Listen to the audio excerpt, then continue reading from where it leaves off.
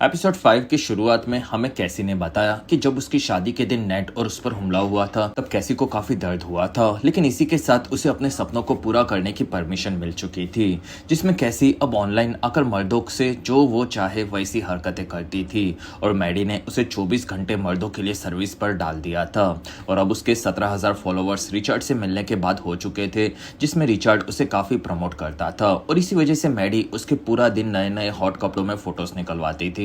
फिर कैसी ने मर्दों के लिए फोन में मैसेजेस रिकॉर्ड करना शुरू किया, साथ ही उसके अंडरगारमेंट्स को मैडी ऑनलाइन भी बेचकर अच्छे पैसे कमाने लगी और मर्दों को खास तरह के आउटफिट्स और हरकतों में कैसी को देखना पसंद था, जो कि कैसी ऑनलाइन पूरा करती थी और कैसी भी इसी तरह से इस धंधे में उतर चुकी थी।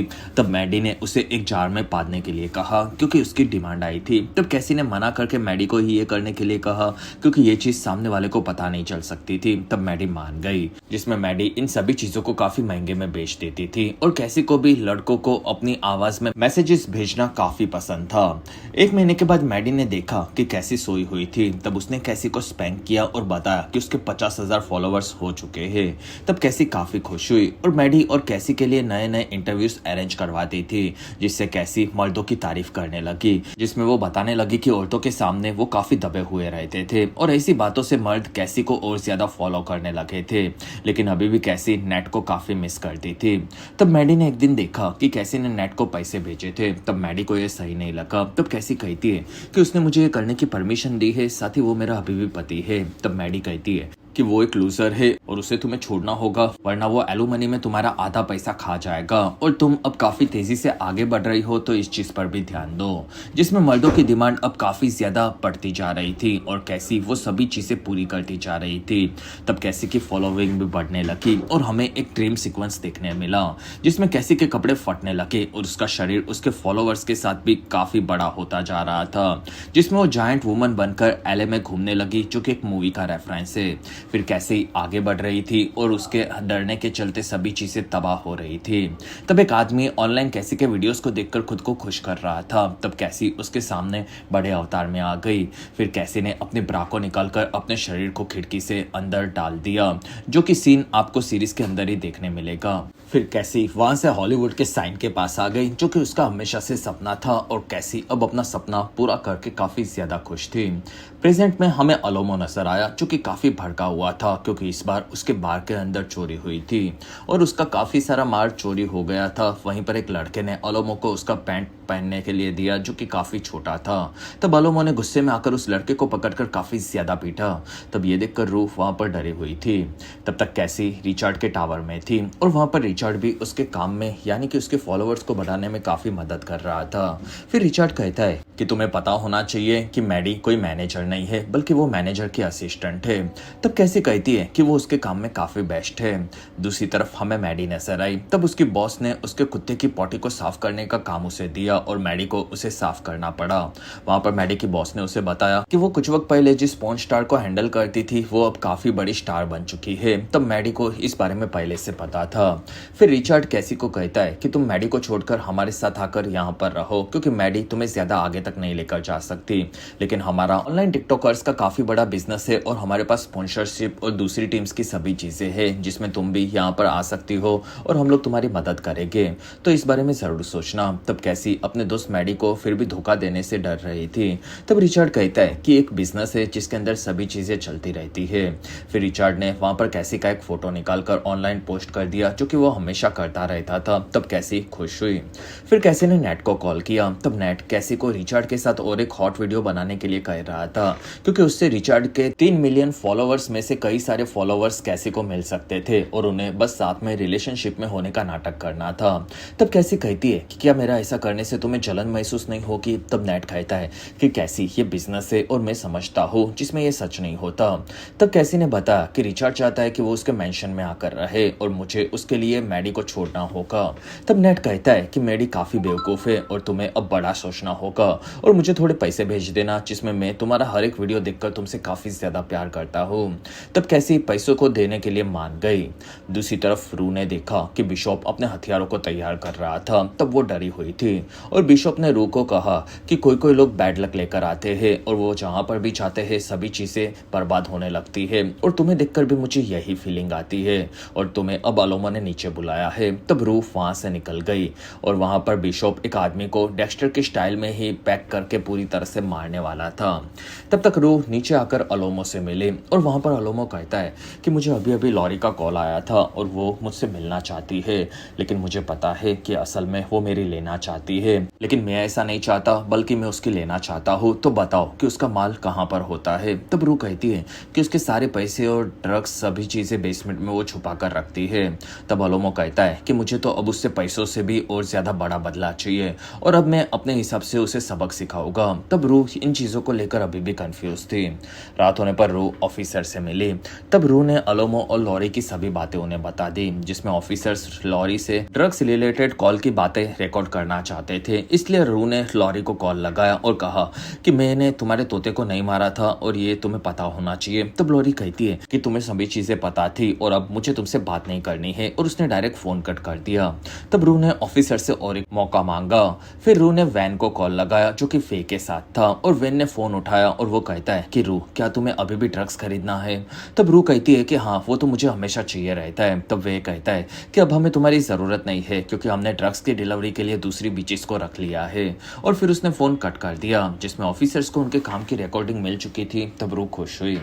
दूसरी तरफ मैडी अपने ऑफिस में थी। तब उसे कैसी का कॉल आया और मैडी ने उससे उठाया। तब वो कहती है कि सब सही कह रहे थे, तुम कोई मैनेजर नहीं बल्कि मैनेजर की एक असिस्टेंट हो और मुझे इस बारे में तुमसे बात करनी है। तब मैडी मान गई, जिसमें कैसी ने एक कॉन्ट्रैक्ट साइन कर लिया था जो कि रिचार्ड के हाउस में रहने का था।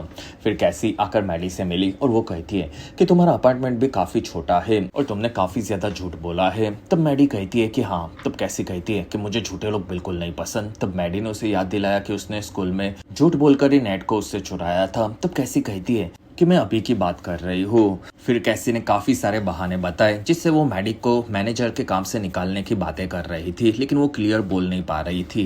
तब मैडी कहती है कि थोड़ा गुदा रखो और जो बोलना है वो बोल दो। तब कैसी कहती है कि मुझे अब तुम्हें मैनेजर नहीं रखना है और अब से मैं रिचार्ड के घर पर रहूंगी और वो लोग मुझे हैंडल करेंगे।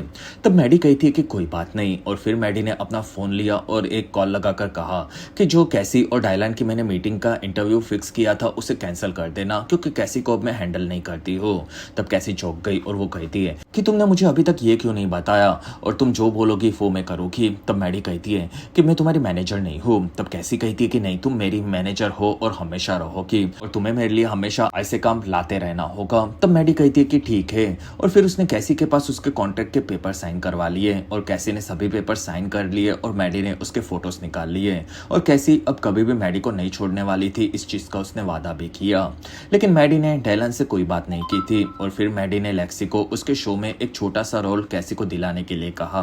तब वहां पर लेक्सी ने मना कर दिया, लेकिन मैडी उसे ब्लैकमेल करने लगी, जिसमें उस छोटे से रोल के लिए भी कई सारी लड़कियां आई थी। तब कैसी आगे बढ़ी और उसने अपने नाम में अपने घर का सरनेम यूज किया क्योंकि लेक्सी का नाम लेकर उसे फायदा होने वाला था।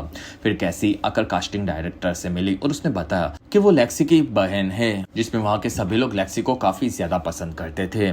फिर वहां पर कैसी ने उसके ऑडिशन को शुरू किया, जिसमें वो शेक्सपियर की काफी तगड़ी लाइंस को स्पीच में बता रही थी। और अगर आप अभी तक इस वीडियो को एंजॉय कर रहे हो तो प्लीज इस वीडियो को लाइक, कमेंट और शेयर, साथ ही चैनल को सब्सक्राइब जरूर करें। और इस वीडियो पर आपको मेरा 1000 लाइक्स और हाइप्स का टारगेट कैसे भी खत्म करना होगा। तब उस टेप को पैटी ने भी देखा और वहां पर लेक्सी ये देखकर चौंक गई। तब पैटी कहती है कि लेक्सी, तुमने अपनी बहन को ऑडिशन देने के लिए कहा था, ये हमें नहीं पता था, लेकिन ये बिल्कुल तुम्हारे जैसी नहीं लगती। तब लेक्सी कहती है कि हाँ उसने ऐसा कहा होगा।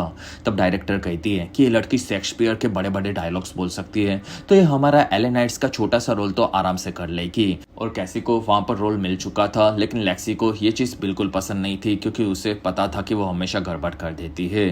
तब तक रू आकर जूल्स से मिली और वहां पर जूल्स ने रू को पूछा कि मेरे बाद कितने लोगों के साथ तुम रिलेशनशिप में रही हो। तब रू ने बताया कि कई सारे लोगों के साथ, और हाल ही में मैं एंजल नाम की एक लड़की के साथ थी जो कि काफी ज्यादा पैशनेट थी, लेकिन फिर हमारा झगड़ा हुआ, तब से मैंने उसे उसे रिहाब में छोड़ दिया। तब जूल्स कहती है कि तुम झगड़ा करने वाली तो स्कूल के टाइम से अभी तक मुझे कभी भी नहीं लगी, और क्या तुम अपनी मर्जी से मुझे किस करना चाहती हो? तब रू कहती है कि हाँ। तब जूल्स कहती है कि तो किया क्यों नहीं? तब रू कहती है कि मैंने इस बारे में नहीं सोचा। तब जूल्स कहती है कि उसका मतलब यह हुआ कि तुमने मुझे किस नहीं करना है, जिसमें वो दोनों वहां पर काफी कंफ्यूज थे, और जूल्स ने बताया कि वो रू के साथ काफी जोरों से मजे करना चाहती है। रात होने पर जूल्स ने काफी ज्यादा मजे भी किए थे, लेकिन असल में उसने एलिस के साथ ये सब किया था। और एलिस वहां से वॉशरूम में आया, तब वो भटका हुआ बाहर आया और वो कहता है कि एक अच्छा किसका है जिसके ऊपर RB लिखा हुआ है, और मुझे नहीं पता था कि तुम मेरे पीछे यहाँ पर लड़कों को लाती हो। तब जूल्स ने मना किया और वो कहती है कि वो मेरी दोस्त रू की है और वो सिर्फ मुझसे मिलने के लिए कभी कभी आती है। तब एलिस कहता है कि देखो, मुझे तुम पसंद हो, लेकिन मेरा एक परिवार भी है और मैं एस्ट्रेडी के साथ घर नहीं जा सकता। तब जूल्स कहती है कि तुम सोच रहे हो वैसा कुछ भी नहीं है। तब एलिस ने जूल्स के मुंह पर कच्चा मारा और कहा कि होना भी नहीं चाहिए, और तब जूल्स इस चीज से दुखी हुई। दूसरी तरफ नेट को कैसी ने फिर से पैसे भेज दिए थे। तब नेट वहां पर खुश हुआ, लेकिन अभी भी उसने अपने कर्जे को चुकाना शुरू नहीं किया था, और इसी वजह से नेट वहां पर नाच रहा था। तब गुंडा इस बार उसके घर में घुसा, और तब नेट उससे डरकर ऊपर वॉशरूम में जाकर छुप गया, लेकिन वसूली भाई ने वहां पर नेट को पकड़ लिया और उसके पुराने उंगली को उखाड़ दिया, और इस बार उसके हाथ की एक उंगली को भी काट दिया। तब नेट वहां पर चिल्ला चिल्ला कर तड़प रहा था। इसी बीच रू भूल गई थी कि उसने जूलिया के लॉकर में ड्रग्स छुपाया था, जो कि जूलिया ने वहां पर देख लिया, और वो भड़की हुई अलोमो के पास आई और वो कहती है कि ये रू ने मेरे लॉकर में छुपाया था। तब अलोमो पूछता है कि वो ऐसा क्यों करेगी। तब जूलिया कहती है कि मैंने रू के बारे में पहले ही सबको कहा था कि उस पर भरोसा नहीं किया जा सकता, और वो किटी को ये भी पूछ रही थी कि क्या ये लोग जबरदस्ती तुम्हारे पास ये काम करवा रहे हैं, और मैंने उसके बारे में चैट से बात की। तब वहां पर उसने मैं ड्रग्स चुरा रही हूँ ऐसा कहा था, और उसने मेरे लॉकर में ये छुपाया होगा, और वो पकड़े जाने वाली थी। उसी पल यहाँ पर चोर भी आ गए थे जो कि उसी के पुराने गैंग के थे, और वो तुम्हें बर्बाद कर रही है, और उसने चोरों को यहाँ के बारे में बताया हो सकता है, वरना उन्हें यहाँ के सेफ के बारे में कैसे पता होगा। तब अलोमो ने पूछा कि क्या रू चोरों के साथ एक ही रूम में थी। तब जूलिया कहती है कि हाँ, और वो चोर वहां पर बात कर रहे थे, लेकिन फिर भी रू ने उनकी आवाज को पहचाना नहीं था। तब अलोमो को शक हुआ कि रू कहीं उसके साथ डबल गेम तो नहीं खेल रही। दूसरी तरफ रू और मैडी मिले थे। तब वहां पर मैडी ने रू को कैसी ने कैसे उसे निकालने का ट्राई किया, लेकिन उसने ब्लैकमेल करके कैसी को अपने कॉन्ट्रैक्ट को साइन करवा लिया, ये बताया। तब रू को लगा कि मैडी को गुस्सा आया होगा। तब मैडी कहती है कि नहीं, ये सभी चीजें बिजनेस है, इससे ज्यादा मैं इसके बारे में नहीं सोचती, और ये सभी चीजें मैंने बाइबल से सीखी है, जिसमें वो बाइबल को रू को समझा रही थी। तब रू ने देखा कि रेस्टोरेंट के बाहर बिशॉप खड़ा खड़ा उसे देख रहा था। फिर अलोमो वहां पर रू के पास आया और वो आकर रू और मैडी दोनों से मिला। तब वहां पर मैडी उसे काफी इंप्रेसिव लगी और वो उसकी तारीफ करने लगा।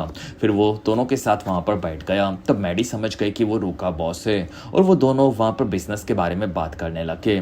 साथ ही अलोमो रू की तारीफ करने लगा क्योंकि वो उसे काफी पसंद थी, और वो उसके बचपन के बारे में बताने लगा कि वो काफी गंदी जगह से आया था, जिसमें उसे रू और मैडी की तरह स्कूल में जाने का मौका नहीं मिला था। तब मैडी कहती है कि तुम काफी अच्छे हो, क्योंकि मेरी बॉस को तो मेरे बारे में कुछ नहीं पता।